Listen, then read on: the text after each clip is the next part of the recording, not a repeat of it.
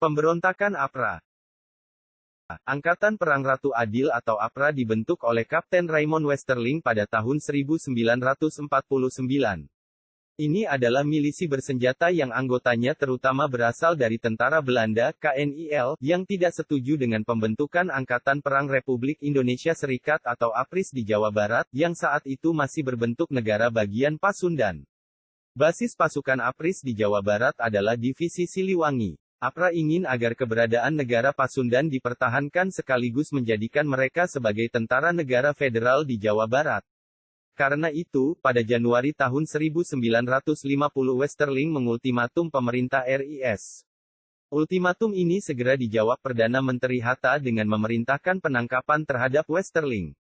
Setelah melakukan pembantaian di Sulawesi dan dinonaktifkan, Westerling sembunyi. Di masa persembunyiannya ini, dia mengumpulkan kekuatan baru. Westerling kembali muncul membuat kekacauan dengan APRA atau Angkatan Perang Ratu Adil. Mereka menyerang TNI di Bandung, Jawa Barat, pada tanggal 23 Januari tahun 1950. Berjumlah 500 pasukan, APRA yang dipimpin Westerling bergerak mulai dari sepanjang Jalan Cimahi. Mereka meneror rumah-rumah penduduk, kantor polisi di sepanjang jalan raya seperti Cimindi, Ciberem dan beberapa lainnya. Selain itu mereka membuat kepanikan rakyat. Toko-toko ditutup, jalanan jadi sepi, dan tak ada orang yang berani keluar rumah. Di Bancai, seorang perwira TNI yang mengendarai jeep dan tak bersenjata, dihadang kemudian ditembak mati.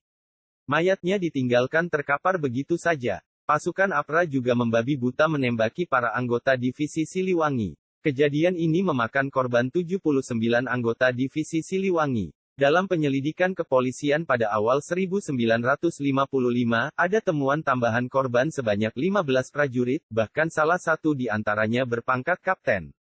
Latar belakang aksi brutal APRA yang melakukan gerakan separatis guna mewujudkan berdirinya negara Pasundan.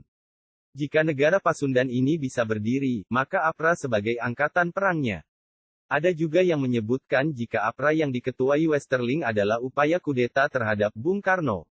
Setelah melakukan kerusuhan di Bandung, rencana Westerling selanjutnya adalah membunuh Sultan Hamengkubuwono ke-9 dan Bung Hatta.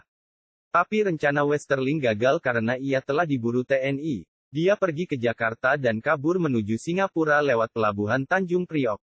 Di Pelabuhan Tanjung Priok, Westerling kabur dengan bantuan kapal Catalina milik Angkatan Laut Belanda. Mendapat kabar tersebut, pemerintah Indonesia meminta kepada Singapura untuk mengekstradisi Westerling kembali Indonesia untuk diadili. Namun dengan alasan Westerling adalah warga negara Belanda, pimpinan Pengadilan Tinggi Singapura Hakim Evans, menolak permintaan Indonesia untuk melakukan ekstradisi.